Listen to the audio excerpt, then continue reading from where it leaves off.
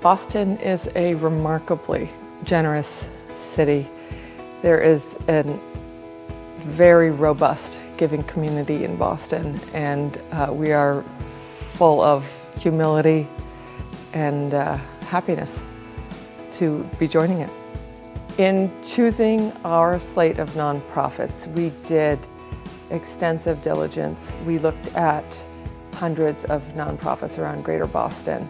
We asked who's doing it best, who's working in this area and doing it best. I think the reason that these nonprofits in particular grabbed us has to do with the fact that we see in them some very quintessential Boston traits, foremost of which is our resiliency. Boston is a very resilient town, as we saw after the marathon bombings. It's a passionate, deeply loyal town, innovative, exciting. We're very proud of supporting them, and we're very proud to make a larger community aware of the incredibly important work that they do.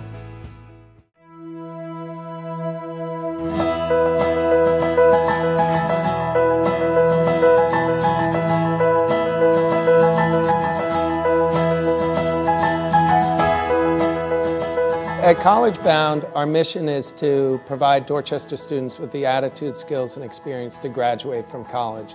And it's particularly with this group of young people that nobody else serves, that have failed out or been pushed out of every other kind of educational intervention, and to get them into and through college. Our students aren't being served anywhere else. I can guarantee you that. The only place the rest of the world sees our students is either in the jails or in court systems or in really low expectation jobs programming. Our idea is a tipping point model. So there are 12,000 students right now in Boston, young people that are not engaged with work, employment, or training, that are just out there hanging on the corners. So we would be serving enough of those young people so that the culture of sort of lack of opportunity in certain neighborhoods in Boston would no longer exist. We know we need to serve more students. We're serving 400, but we need to serve more than that in order to get to the point where you're reaching a tipping point and the sort of culture of the neighborhood changes. And really that's what this is about.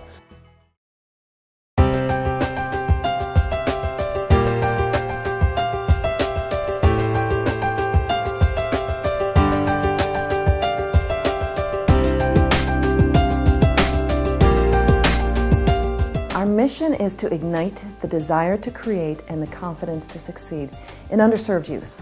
But RAW really is about 6 words. We say we teach these kids, I am, I create, and I connect. And we have an entire 2,000-foot gallery that's filled with youth art. And I mean from 7-year-olds to 18-year-olds. The impact that we can have through the arts and through the way that we work on young lives can be absolutely transformative to a young person, to their family, to their neighborhood, to the community. A single gender group for boys, and we have a middle school group for boys, and the girls have single gender groups. So we take what the kids are telling us and showing us they need, what the passions are of the staff, and what the resources are in our community. 95% of our kids 95% of our kids at least go off to post-secondary education. So it's college, it's technical training schools. And they make something of their lives. Their aspirations, we believe, are really more robust and more full because of the safe environment that they've had at RAW to find out and discover what their I am is.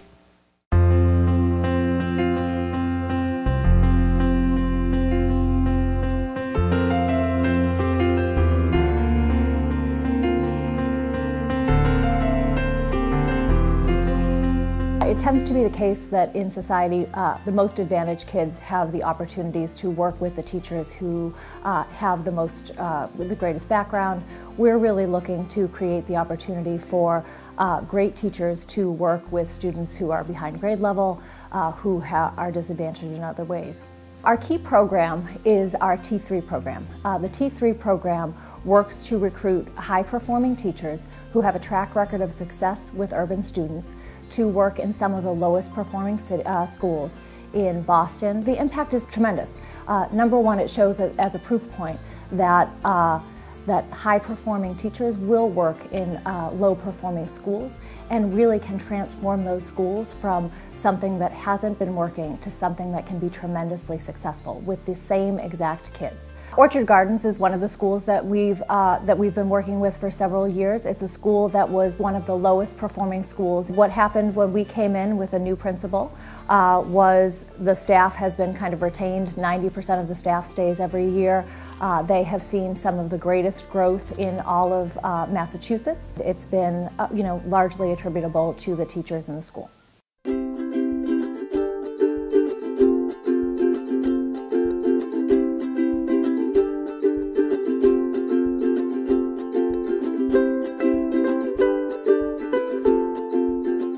The mission of Science Club for Girls is to foster the excitement, confidence, and literacy in science, technology, engineering, and math. And we foster those qualities in girls who are in K to 12 grades, and especially those who are from underrepresented groups. And we do that by maximizing their interaction with women in these fields. One of the programs that I'm most proud of is our zebrafish biology program. What we do is we bring them onto a college campus for 7 Saturdays, and we expose them to experimental biology. They work in a lab, they feel like they're real scientists, they get to do developmental biology, which means that they actually get to breed these zebrafish, see the embryo develop from a transparent egg, and then their eyes get pigments, and then they swim out of their shell, and then they see their hearts beat. A world without Science Club for Girls will be a situation where the next person who might find the cure for cancer or who might design the next device to help somebody with a disability will be lost.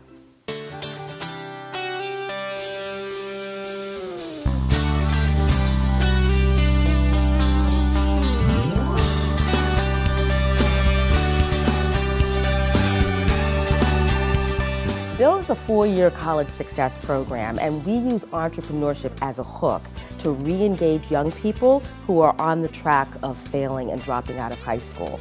And through entrepreneurship, these young people become inspired to not only graduate high school, but to also go on to college. And what's unique about our program is that we focus on students who are not only disadvantaged, but also disengaged.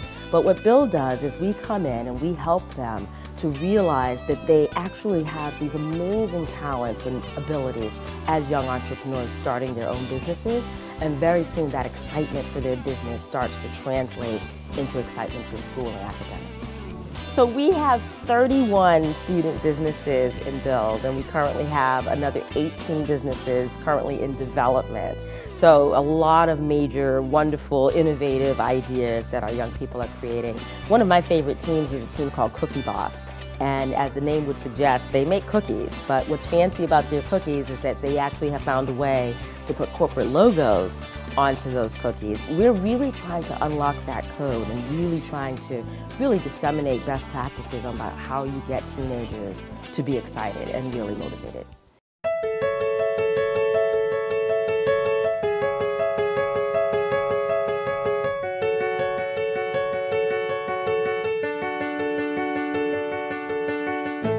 We are a food rescue, and what that means is that we facilitate the pickup and distribution of fresh, healthy food and upcycle it into the social service stream. We work with a number of different partners, meaning we pick up food from our vendors, supermarkets, farms, produce wholesalers, restaurants, and we do a direct distribution into the social service stream, soup kitchens, crisis centers, community meal. We challenge the idea that there's not enough food. Over 40% of what we produce in this country is thrown away. Couple that with almost 50 million Americans who don't know where their next meal is coming from, and this is one of the most preventable problems that we've got. For us, we talk so much about hunger being a global problem of distribution. Here, we're offering solutions of local access. In just under 5 years, we have rescued and distributed over 1.2 million pounds of fresh, healthy food, feeding just under 500,000 people who wouldn't have had access to that food otherwise. There is enough food. Let's go get it.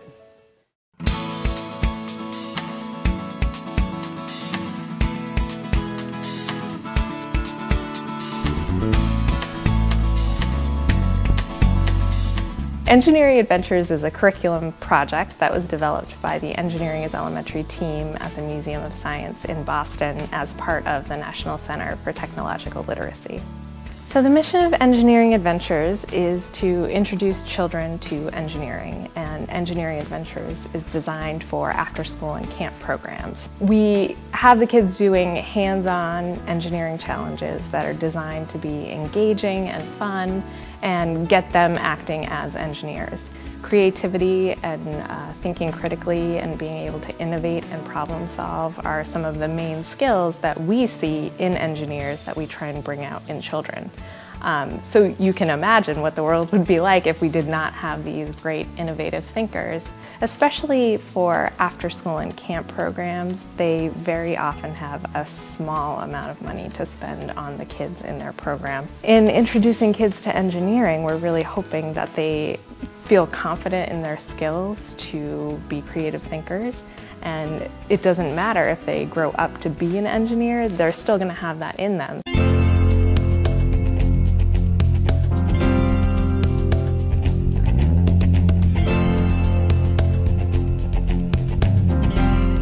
Our mission is to stop the exploitation of children in the U.S.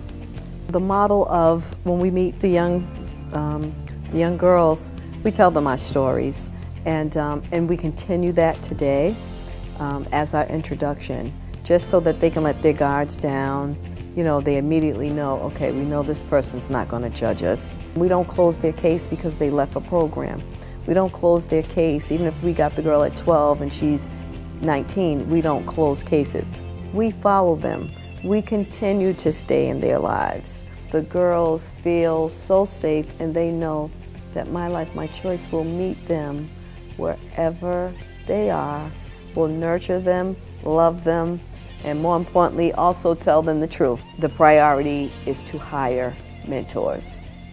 The girls are our priority at My Life, My Choice.